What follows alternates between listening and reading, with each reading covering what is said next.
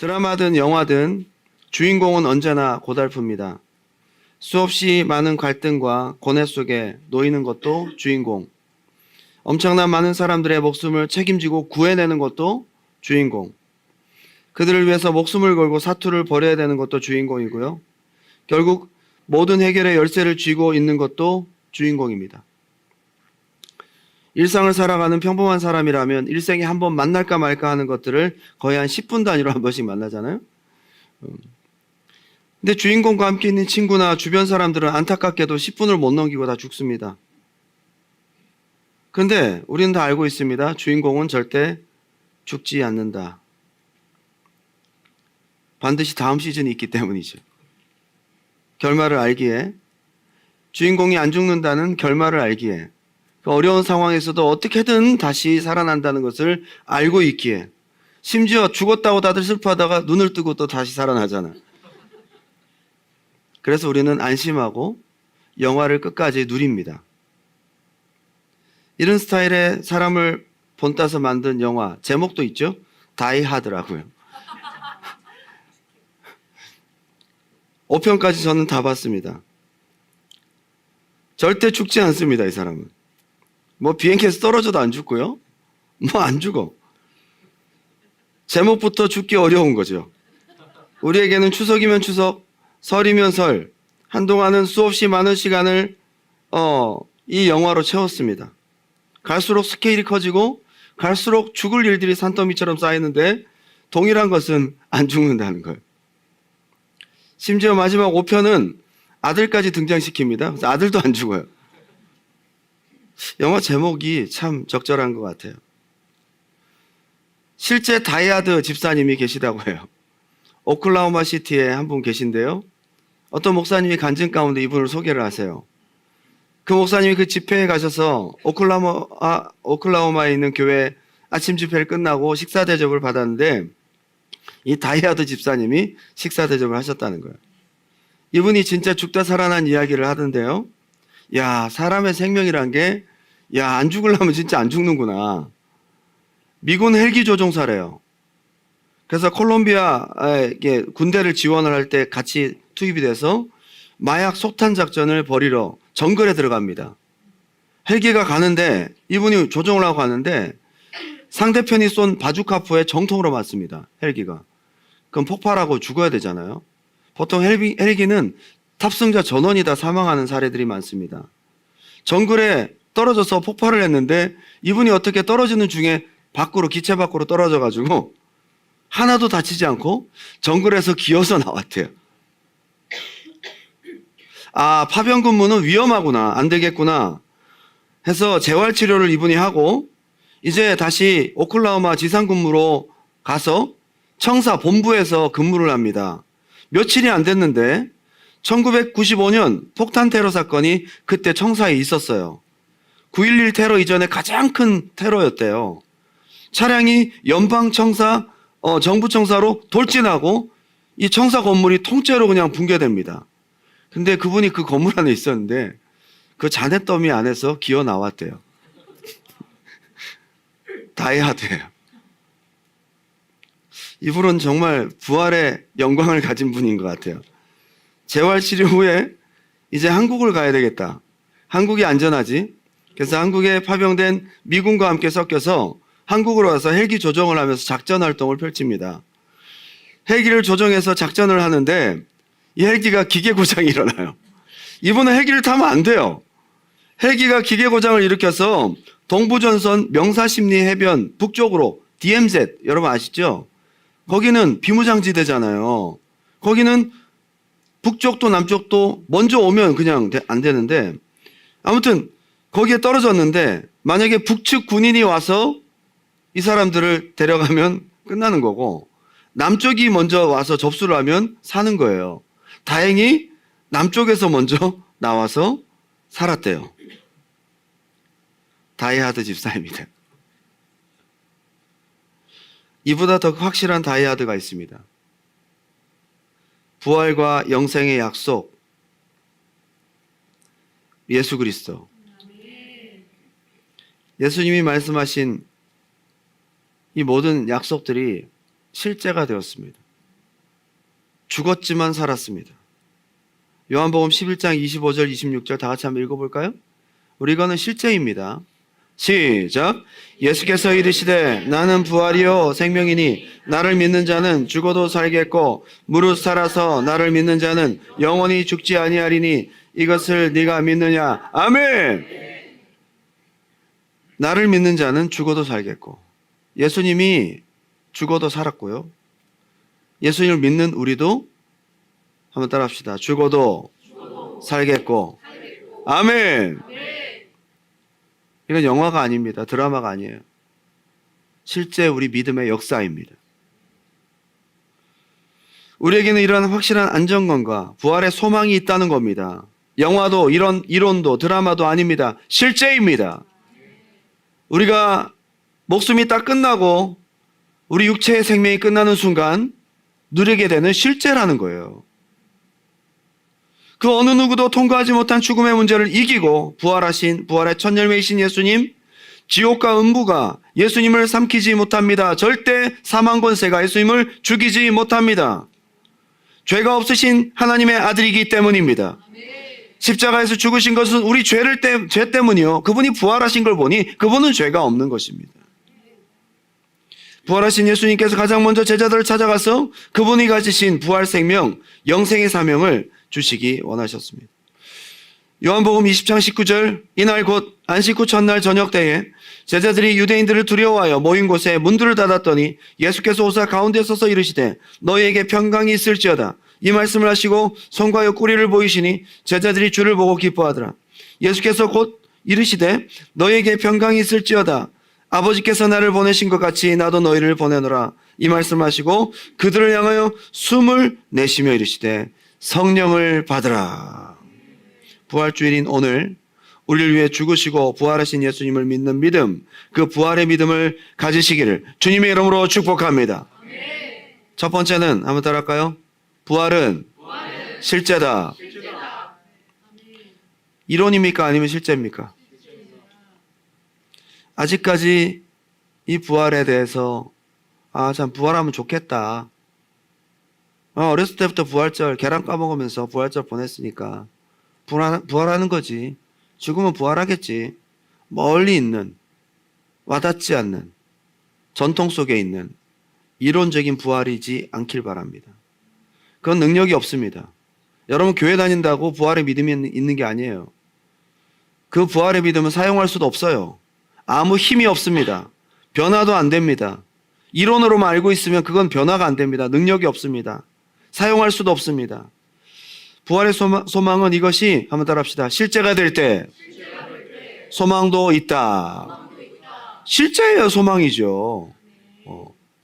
누가 막 얘기를 합니다. 야, 정말 내가 이런 집을 샀고 이런 돈을 벌었고 이런 거를 막 내가 너한테 막 하는데 나중에 이건 다 꿈이야. 그러면 아무 소용이 없는 거예요. 꿈에서 그랬어. 꿈에서. 실제가 아니면 거기에 소망을 걸 수 없어요. 부활의 소망이라는 것은 실제라는 거예요. 실제에 우리가 소망을 걸 수 있는 것이죠. 죽음이라는 것, 문턱 앞에 만약 서 보셨다면 부활과 영생이 실제가 아닐 때 얼마나 이것이 두려운지 몰라요. 여러분 정말 두려운 것이잖아요. 아직 죽음이 와닿지 않으니까 그렇지. 당장 내가 지금 죽음 앞에 서 있다고 생각한다면 부활이 진짜 나에게 실제가 아니라면 얼마나 두렵겠습니까? 히브리서 2장 14절 자녀들은 혈과 육에 속하였음에 그도 또한 같은 모양으로 혈과 육을 함께 지니심은 죽음을 통하여 죽음의 세력을 잡은 자 곧 마귀를 멸하시며 또 죽기를 무서워함으로 한평생 매어 종노릇하는 모든 자들을 놓아주려 하심이니 이는 확실히 천사들을 붙들어 주려 하심이 아니요 오직 아브라함의 자손을 붙들어 주려 하심이라. 모든 인간은 죽음을 두려워합니다. 그런데 아브라함의 자손, 믿음 있는 사람들은, 부활에 믿음이 있는 사람들은 두렵지 않도록 하나님 붙들어 주신다. 부활이 실제가 아니면 정말 죽음이 두려운 것입니다. 추상적 개념은 절대 죽음을 초월할 수 없고 이 두려움을 해결할 수 없어요. 죄송합니다. 아무리 교회 오래 다녔어도 막상 임종의 순간에 모든 사람 다 두려워하거든요. 근데 진짜 부활의 믿음이 실제일 때는 이제 빨리 하나님 나라에 가길 원하는, 얼굴이 해같이 빛나는 임종을 보게 됩니다. 죽음 앞에서 이것이 실제가인지 아닌지를 본인도 스스로 그때 알게 돼요. 제자들이 호언장담했습니다. 예수님 잡히실 때 우리는 옥에도 같이 갈 거고요, 내가 같이 죽겠습니다 그랬어요. 심지어 마가는 이불을 두르고 거기 갔다가 함께 예수님과 있겠다고 갔다가 마가복음 14장 51절 52절 보면 배 혼이불을 버리고 벗은 몸으로 도망하니라. 이 마가거든요. 자기 이름을 쓰기가 부끄러웠는지 어떤 청년이라고 썼어요. 베드로는 심지어 3번 저주하고 맹세까지 합니다. 죽기 싫어서. 죽음은 이렇게 두려운 것이고 죽기 싫으니까 그 사랑했던 예수님을 저주하고 맹세까지 한다는 얘기예요. 예수님 3년간 따라다니고 예수님이 하나님의 아들이신 거 다 알아요. 고백까지 했어요. 부활하신다는 말씀도 여러 번 들었고 수많은 기적도 봤습니다. 심지어 죽은 자가 살아나오는 것도 눈으로 똑똑히 봤어요. 근데 중요한 것은 내게 실제가 아니었던 거예요, 부활이. 여러분, 교회에서 일어나는 수많은 역사들과 일들, 기도 응답, 하나님 살아계신 거 다 알아요. 예배 때 하나님이 심지어 느끼기도 합니다. 근데 중요한 것은 부활이 내게 실제가 아니라는 거예요.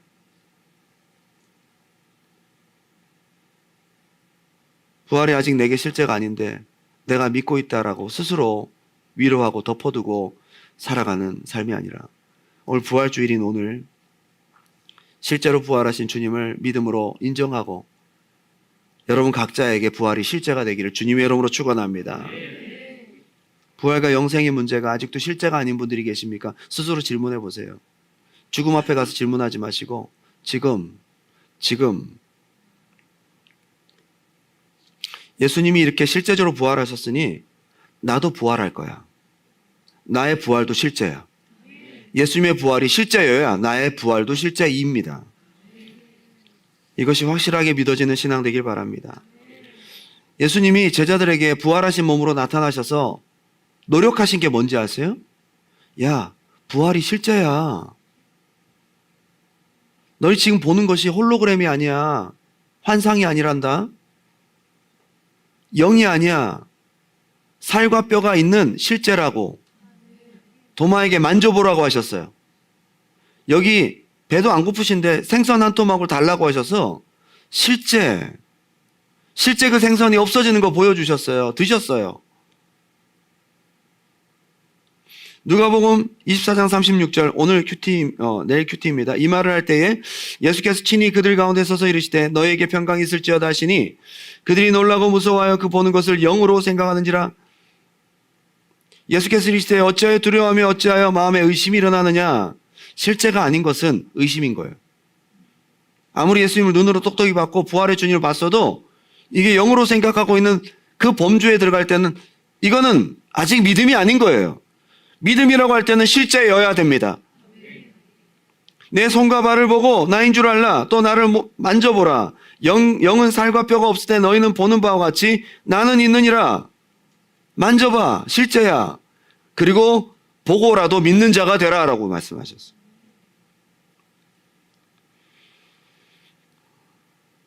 (42절) 이에 구운 생선 한 토막을 드리니 받으사 그 앞에서 잡수시더라. 먹어서 없어지는 실제를 보여주셨습니다. 우리의 부활도 이렇게 실제일 거예요. 저는 예전에는 여러분 마찬가지겠지만 천국에 대해 상상하면 별로 상상이 안 되잖아요. 옛날에는 어릴 때는 그죠? 먹고 싶은 것들이 다 있는 곳이 천국이다. 어릴 때 바나나가 비쌌잖아요. 천국에 가면 바나나를 마음껏 먹을 수 있다. 천국에 가면 뭐가 있다. 뭐가 좋을 것이다. 별의별 상상들이 다 하죠. 근데 한 가지 확실한 것은 천국은 우리가 오감으로 느끼는 것보다 더 확실하게 느끼는 곳이고 우리 몸으로 우리가 얼굴을 보고 대하고 하는 것처럼 이렇게 실제적일 것이라는 것입니다. 예수님이 생선을 드신 걸 보면.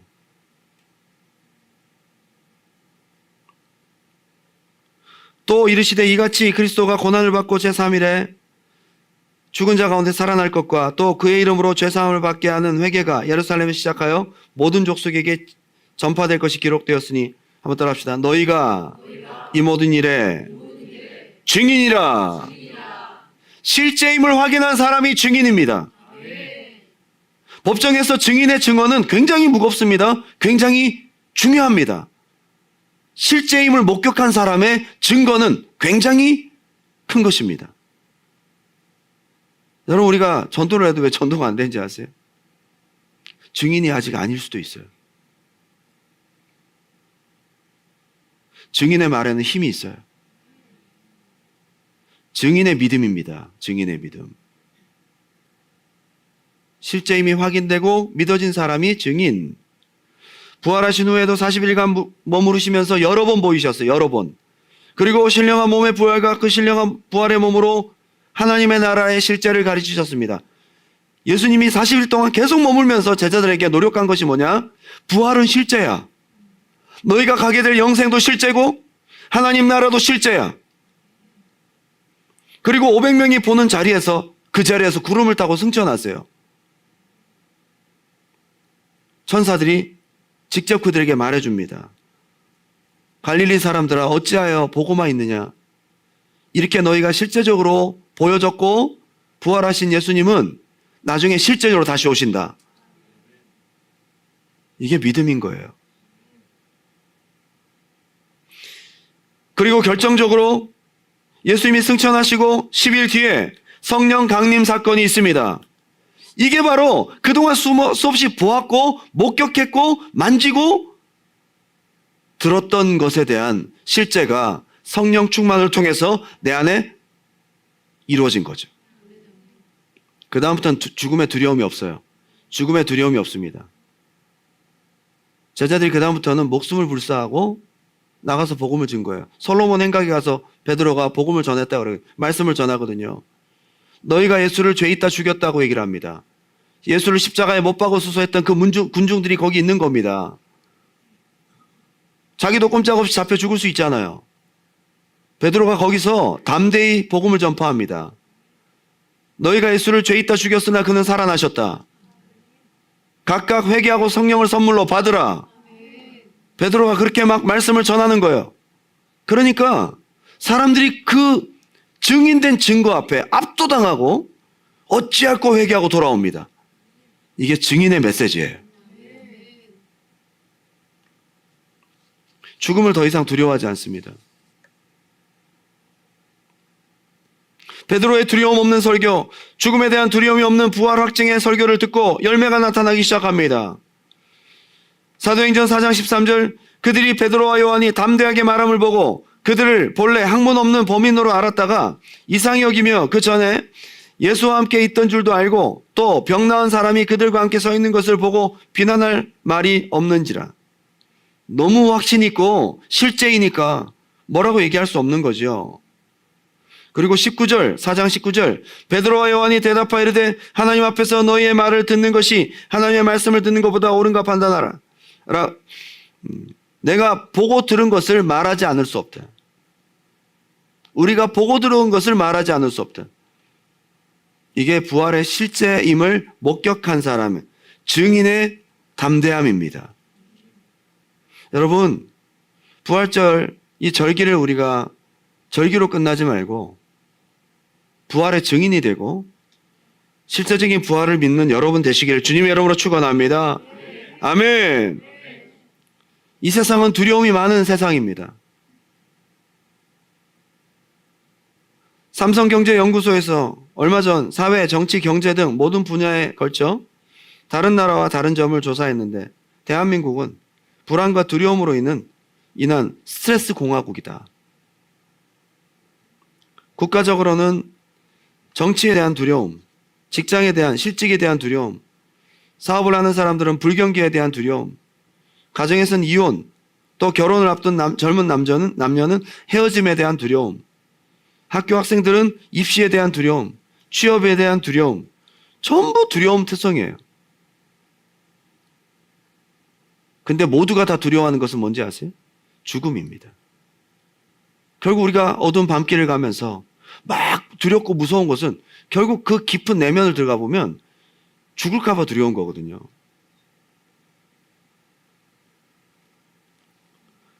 여러분, 부활의 믿음으로 이 두려움을 극복할 수 있는 담대한 신앙, 담대한 믿음, 저와 여러분 모두가 갖기를 주님의 이름으로 축원합니다. 미래에 대한 두려움도 마찬가지예요. 부활하신 주님이 실제고 이 주님이 나와 함께 계시고 이 주님이 영원히 함께 계신다고 믿어진다면, 그 주님이 나의 삶을 이끌어 가신다는 것이 믿어진다면 우리의 미래도 맡길 수 있습니다. 살아계신 주 나의 참된 소망, 걱정 근심 전혀 없네. 많은데, 너무 많은데 이 찬양을 부르면서도 괴리감을 느끼죠. 걱정 근심 전혀는 아닌데. 사랑의 주 내 갈 길 인도하니, 인도하시나? 내 모든 삶에 기쁨 늘 충만하네. 어쩌면 이렇게 우리의 현실과 다른 가사들만 이렇게 나열되어 있을까요? 진짜 부활이 실제가 된 사람들은 이 찬양을 진짜 믿음의 고백으로 부를 거예요. 베드로전서 5장 7절입니다. 다 같이 한번 읽어볼까요? 시작. 너희 염려를 다 주께 맡기라. 이는 그가 너희를 돌보심이라. 아멘. 이 주님이 왜 우리의 염려를 맡아주실 수 있고 우리를 돌보실 수 있죠? 부활하셨기 때문이에요. 여러분, 부활의 믿음이 있는 사람들은 주님에 대한 이미지가 선명합니다. 주님 이 자리에 계세요. 눈에 보이지 않고 손에 잡히지 않지만 실제로 이 자리에 함께 계셔서 우리 예배를 받으시고 우리 기도를 들으시고 우리의 삶을 인도하시고 우리의 힘듦을 보시고 돌보신다. 부활절에만 부활의 믿음이 아닌 거예요. 오늘 이후로 계속 살아계신 주님이 실제적으로 존재하시고 항상 함께 하시고 무소부재하셔서 나를 돌보시고 나의 미래를 인도하실 것이다. 두 번째는 한번 따라합시다. 부활이 실제일 때 믿음을 사용한다. 여러분, 사용할 수 있는 믿음은 실제여야 되는 거예요. 실제가 아니면 사용 못합니다. 여러분들이 예수 이름을 사용했는데도 실제로 나타나지 않는 것은 실제가 아니기 때문일 수 있습니다. 오늘 우리 믿음을 점검합시다. 부활의 이름, 예수 이름을 사용할 때에 그게 진짜 실제고 증인이잖아요. 그러면 역사가 나타나야죠. 영적인 세계는 여러분들이 실제로 믿는지 안 믿는지를 알아요. 그래서 실제로 믿고 예수 이름을 사용할 때 그 역사가 나타나게 되어 있어요. 오늘 본문에 놀라운 장면이 등장해요. 사도행전 3장 1절, 우리가 늘 알던 내용이지만 조금 더 우리가 들여다보면요, 제9시 기도 시간에 베드로와 요한이 성전에 올라갈 때 나면서 못 걷게 된 이를 사람들이 메고 오니 이는 성전에 들어가는 사람들에게 구걸하기 위하여 날마다 미문이라는 성전 문에 두는지라. 날 때부터 이 안진뱅이에요. 그가 베드로와 요한이 성전에 들어가려 함을 보고 구걸하거늘 베드로가 요한과 더불어 주목하여 이르되 우리를 보라 하니 그에게서 뭘 얻을까 해서 본. 우리를 보라 그러니까 데나리온을 줄라나 보다. 빵을 줄라나 보다. 뭘 줄라나 해서 봤어요. 근데 이렇게 얘기를 합니다. 베드로가 이르되 은과 금은 내게 없거니와. 얼마나 실망스럽겠어요. 그죠? 바라는 걸 줄 게 없다는 거잖아요. 근데 여기 이렇게 표현해요. 내게 있는 이것을 네게 주노니. 부활의 이름이 보여요? 마치 포켓에서 꺼내가지고 내게 있는 이것을 네게 주노니. 뭔가 보이는 것처럼. 근데 희한하게도요, 예수님이 제자들을 전도여행 파송할 때 능력을 받으라. 너희가 가서 귀신을 쫓아내고 나병 환자를 고치고 죽은 자를 살리고 어떤 서티피케이션 그런 막대기를 주신 것도 아니고 말씀으로 능력을 주셨어요. 안 보이는 걸 줬고 제자들도 안 보이는 걸 받아요. 그리고 써요. 너무 신기하지 않습니까? 한번 따라할까요? 내게 있는 이것을 네게 주노니. 참 슬프게도 여러분 없잖아요. 지금 어디 있어요? 내게 있는 이것을 얼마나 확실하고 예수의 이름이 실체이면 이렇게 사용하냐 말이에요. 마치 현금 쓰듯이 그들 앞에 있는 안진뱅이에게 예수 이름을, 부활의 이름을 사용합니다. 여러분 몸이 아플 때에, 아픈 곳이 있을 때 채찍에 맞으시고 부활하신 예수 이름, 내가 지금 질병이 있고 아픈 것이 실제인 것처럼 이보다 더 실제인 예수 이름을 사용할 때에 그 병이 떠나가는 거예요. 여러분, 성령의 역사는 초대교회 이후에 끝났다고요? 아닙니다. 믿는 사람에게는 지금도 나타납니다. 내가 안 믿는 거지. 베드로는 이제 부활이 실제가 되었어요. 두렵지 않아요. 확실합니다. 내게 있는 네게 이것을 주노니. 믿음은 바라는 것의 실상이고 보지 못하는 것 증거입니다. 사도행전 3장 6절 베드로가 이르되 은과 금은 내게 없거니와 내게 있는 이것을 네게 주노니 나사렛 예수 그리스도의 이름으로 일어나 걸으라 하고 말만 하지 않고 이렇게 세웠어요. 이 사람이 일어날 걸 믿어요. 안 일어나면 사람들이 얼마나 보고 조롱하고 창피를 당할 텐데 그런 것보다 더 확실하게 믿는 거죠. 오른손을 잡아 일으키니 발과 발목이 고 힘을 얻고 일어났다. 여기 보게 되면 발과 발목이 힘을 얻었다. 이미 없는 근육세포, 힘줄 뼈 없어요. 날 때부터 못 걷는 거면 없는 거 아닙니까? 이거는 없는 거죠. 생성이 되어 있지 않아. 걸을 수 있도록 생성이 되어 있지 않아. 모든 기관들이. 근데 내게 있는 이것을 네게 주노니 하고 일으키니까 순간 실제가 되어서 그 심줄과 없었던 근육세포와 뼈가 막 생기기 시작하고 실제화되기 시작합니다.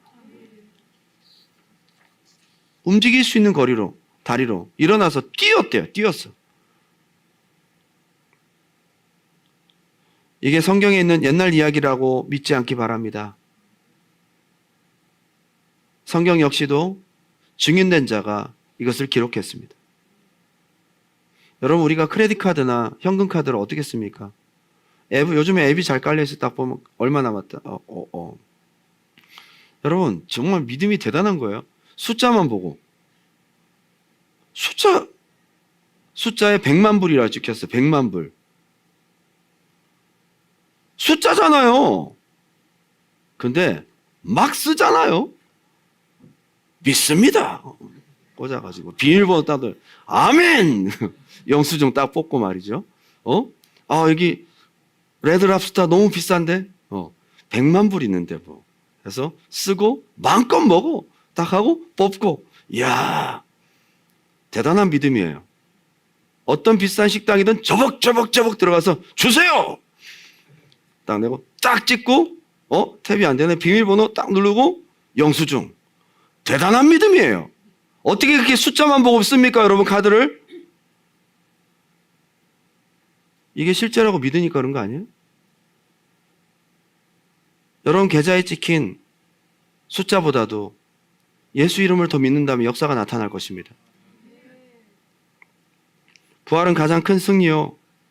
사탄의 나라가 패배한 가장 충격적인 사건입니다. 능력입니다. 죄값은 사망이거든요.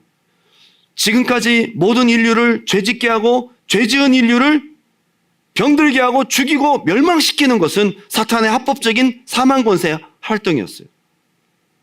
인간을 병들게 하고 죽이고 멸망시키고 이들을 지옥으로 끌고 가는 것은요 사탄의 합법적인 활동입니다. 왜? 죄지은 자는 죄값은 사망이라는 율법이 있기 때문이죠. 맞죠? 근데 사탄의 가장 중요한 실수가 있습니다. 예수는 죄가 없는데 사람들을 부추겨 예수를 죽였어요. 십자가에 매달아 죽게 했습니다. 그럼 사람들을 선동한 것은 뒤에 사망권세, 사탄의 역사라고 볼 수 있어요. 그렇죠? 사탄의 가장 큰 실수입니다. 한번 더 합시다. 예수는 죄가 없다. 죄가 없는 예수를 죽였으니 사탄은 돌이킬 수 없는 실수를 한 거예요. 그런데 예수님이 부활했네? 부활하는 순간 사탄은 자기의 모든 실수가 드러나는 겁니다. 예수는 죄가 없었지 라는 것에 대한 반증이니까요. 예수가 죽은 것은 우리 죄 때문인 거죠. 마귀는 영원히 정죄되고 그 마귀의 불의가 백일하에 드러납니다. 정식으로 불법자가 되는 순간이 바로 예수를 십자가에 죽인 사건이에요. 그래서 예수 이름을 사용할 때 사탄은 떠나가게 돼 있어요. 맞죠? 예수 이름을 왜 두려워하는지 아세요? 예수는 죄가 없는데 자기가 죽였다 이 말이에요. 부활의 이름 예수 이름을 사용할 때 왜 사탄이 떠나간지 아십니까? 예수가 부활했고 예수가 살아났다는 것은 예수가 죄가 없다는 확실한 증거예요. 그래서 부활의 이름 예수 이름을 사용할 때 사탄은 떠나갑니다. 두려워합니다. 악한 영에 의해서 수많은 질병과 정신적인 고통, 근데 부활의 이름을 실제적으로 믿고 사용할 때는요, 사탄이 버틸 수가 없어요. 그래서 마귀가 이걸 두려워하여 숨기고자 합니다. 마태복음 28장에 이걸 목격한 군인들을요, 돈을 줘서 매수합니다. 너희들 예수가 살아난 거 절대로 얘기하지 마. 그리고 제자들이 도둑질해서 갔다고 거짓 소문을 퍼뜨리게 해요. 이게 소문나면 안 되니까요. 그걸 믿고 전파하는 곳에 악한 영이 견디지 못하고 떠나갑니다. 불이 들어오는 곳에 어둠이 떠나가듯이 부활의 이름 예수 이름 부활을 딱 들이댈 때에 마귀는 벌써 어둠의 정체가 드러나고 떠나가게 되는 것입니다. 사도행전 4장 1절 2절 한번 다 같이 읽어볼까요? 시작. 사도들이 백성에게 말할 때에 제사장들과 성전 맡은 자와 사두개인들이 이르러 예수 안에 죽은 자의 부활이 있다고 백성을 가르치고 전함을 싫어했대요. 지금 사두개인 유대인들이 싫어하는 게 아니에요. 지금 군병들까지 전부 다 돈을 줘서 매수를 해서 입을 닫게 만들었는데 제자들이 막 일어나서 예수가 부활했다고 막 전하니까 이걸 싫어하는 거예요. 근데 누가 싫어할까요? 사탄이 싫어하는 거예요. 부활의 이름을 사용하시기 바랍니다. 부활의 이름 예수 이름을 사용하시기 바랍니다. 사용해야 돼요. 실제가 되어 사용해야 됩니다. 근데 문제는 이 사람이 진짜 부활의 이름을 믿고 사용하는지 안 하는지 마귀가 알아요, 대충. 그래서 부활이 여전히 이론인 사람들은 두려워하지 않습니다. 부활이 실제인 사람을 두려워합니다. 악한 영의 메인 사람, 악한 영을 쫓아내다 보면요, 여러분 내 영적인 실상이 그대로 드러날 때가 많아요. 얘들이 알아요. 내 영적 상태가 별로 안 좋은 거 안다고. 내가 진짜 믿음으로 하는지 안다고요. 진짜 믿음으로 하고 기도하고 부활의 믿음이 실제일 때 딱 충만할 때 가면 벌써 떠나갔어. 벌써 기도할 것도 없어요. 안다고요. 그래서 사도행전 19장 13절부터 쭉 보면요, 우리 두란노 서원에서 있었던 이야기잖아요. 사람들이 예수의 이름을 빙자하여 막 귀신을 쫓아내고 흉내를 내요. 바울 흉내. 자기는 없으면서 바울을 흉내를 낸다고. 그랬더니 귀신이 기분 나쁘잖아, 얘도. 안 그래도 피곤해 죽겠는데 믿음도 없는 것들이 나한테 지금 나가라고 하니. 그래가지고 올라타서 옷을 벗기고 막 때리고 폭행하고 피를 흘리고 막. 그래서 이 사탄이 뭐라고 하는지 아세요? 내가 예수도 알고 바울도 아는데 너 뭐야? 그래. 이게 성경에 나오는 이야기예요. 예수도 실제 믿음이 있었고 바울도 실제 믿음이 있었는데 너는 믿음도 없는데 왜 나한테 그래? 그래가지고 사탄이 덤벼가지고 그들을 억제하여 이기니 그들이 벗은 몸으로 도망하니라. 세상 창피한 일이죠. 압니다. 여러분의 믿음이 진짜인지 아닌지 영적 세계는 안단 말이에요. 믿음이 실제이길 바랍니다. 부활의 믿음을 사용할 수 있길 주님의 이름으로 축원합니다. 여러분 아픈 몸이 있을 때 오늘 아픈 곳에 손을 얹고 기도하십시오. 여러분 믿는다는 게 뭡니까? 이론만 있으면 그게 무슨 소용이 있어요? 이론은 여러분을 구원할 수 없어요. 여러분 우리는 다 결국 이 세상의 목숨이 끝나고 실제로 부활을 누려야 돼요. 부활의 믿음이 지금 실제여야 됩니다. 할렐루야. 마귀는요, 여러분의 믿음이 이론에만 머물기를 엄청 원하고 있어요. 여러분들이 믿음이 생길까봐 벌벌 떱니다. 여러분들이 깨달을까봐 엄청 두려워해요. 여러분들이 처음에 막 진짜 믿음으로 기도하다가 야 그만둬라 그만둬. 야 한두 번만 더 하고 그만해라. 그만 하는데 계속 안 해. 얘한테 못 있겠구나. 떠나갑니다. 근데 한두 번 하다가 안 되네. 그래, 안 돼. 계속 거기 머물러 있기를. 여러분들의 믿음이 이론에 머물기를 간절히 원하고 있다고요. 한번 더 합시다. 채찍에 맞음으로 나음을 입었도다. 예, 채찍에 맞으신 것이 누구 때문이에요? 나의 모든 질병 때문입니다. 그리고 그분은 성한 몸으로 살아나셨습니다. 값을 치렀다 이 말이에요. 그럼 이건 실제로 사용할 수 있어야죠. 영수증인데. 여러분, 빚이 있어도요, 영수증을 들이밀고, 우리 아버지가 다 갚아줬어. 영수증 여기 있잖아. 얼마라고 다 갚아줬다고, 영수증. 여러분, 영수증이 잘못 날아와가지고 지난달에 안 냈다고 막 해서 몇백 불이 막 더 많이 나오고. 그러면 그동안 빌링 히스토리를 봐가지고 영수증을 해가지고 딱 보여주면 꼼짝 못 하잖아요? 부활이 실제이고 이것이 여러분의 영수증이 되면요, 그것은 놀라운 믿음의 역사로 나타난다는 것입니다. 결론을 맺겠습니다. 한번 따라합시다. 실제로 누리는 믿음. 할렐루야. 예전 설교 원고를 보다 보니까 2019년도에 있었던 일기들이 있더라고요. 그때가 우리 고난주간 작정기도를 하고 있었거든요. 야, 요즘에도 보면 7일 새벽 기도하니까 여러분 표정이 점점 어두워져 가요. 야, 여러분 정말 고난을 당하시는 게 보여요. 점점 막 어두워지고 막 거의 주일 오늘 아침에 보니까 부활의 믿음, 부활절 새벽인데 얼굴은 다 지금 사망권세. 예, 얼굴은 다 졸리고. 근데 2019년도 때는 여러분 어떻게 하는지 아세요? 새벽도 7일 동안 하고 저녁도 작정 기도를 했어요. 그거 어떻게 했는지 모르겠어요. 근데 그때 작정 기도 시작하면서 하나님이 저에게 주신 약속의 말씀이 있었습니다. 마태복음 4장 23절, 예수께서 온 갈릴리에 두루 다니사 그들의 회당에서 가르치시며 천국 복음을 전파하시며 모든 약한 것을 고치셨다. 예수님의 3대 사역이 딱 나오거든요. 이게 너무 하나님께서 이 마음속에 레마로 주셔가지고 teaching, preaching, healing, 이 세 가지의 3대 사역, 힐링을 하라고 말씀하시는 거예요. 그래서 제가 이 말씀을 선포했어요. 작정기도 첫째 날 선포를 했는데 그 자리에 있었던 우리 윤하영 전사님이 앉으면 항상 꼬리뼈가 아프고 오래 앉아있지를 못하고, 근데 그날 힐링 단어를 딱 듣는 순간 싹 나와버렸대요.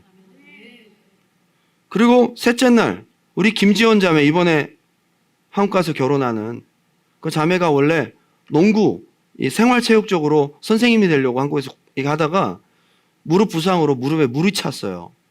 그래가지고 그 꿈을 접고 자기한테 맞지도 않는 유아 교육을 하려고 여기 온 거예요. 2017년에 왔는데 얘가 이렇게 텐션이 떨어지는 애인 줄 알았어요, 처음에는. 되게 우울해하고. 근데 알고 봤더니 완전 텐션이 완전 엄청 폭발하는 애였던 거예요. 근데 너무 힘든 때 우리 교회를 왔는데 2년 동안 있다가 2019년 고난주간 셋째 날 갑자기 무릎 꿇고 기도해야 되겠다 싶어서 무릎 꿇고 기도하다가 예수의 이름, 부활의 이름을 사용해야 돼. 마음속에 이런 감동이 있어서 선포를 했는데 순간 무릎이 나았다라는 확신이 들더래요. 항상 2, 3년에 한 번씩 물을 빼야 된다네, 그게. 근데 그 시간 이후로 깨끗하게 나왔어요. 여러분, 이런 일들은 실제적으로 믿는 자에게 나타나고 있습니다. 이런 걸 보면 부활이 실제 아닙니까? 예수 이름이 실제 아닙니까? 여러분의 고질병, 여러분의 운명과 같은 여러 가지 문제들, 반복적인 실패와 여러분의 마음의 눌림들, 여러분의 경제적인 어려움, 취업, 질병의 문제, 내 기질, 만남의 여러 가지 어려움들, 이런 모든 것들을 부활의 이름 예수 이름을 사용하고 그분께 모든 걸 맡기고 그분과 함께 동행하는 믿음의 삶 살기를 주님의 이름으로 축원합니다. 초대교회는 부활을 증거했고 부활을 전함은 부활의 실제였습니다. 이것을 믿는 증인들의 믿음이 초대교회 성도들의 믿음이었다는 거예요. 나의 모든 죄를 짊어지시고 나의 병을 짊어지시고 죽으시고 부활하신 주님이 실제로 부활하셨고 우리의 모든 값을 치르셨다고 믿는다면 오늘 기도 가운데 그 믿음을, 그 이름을 사용하시기 바랍니다.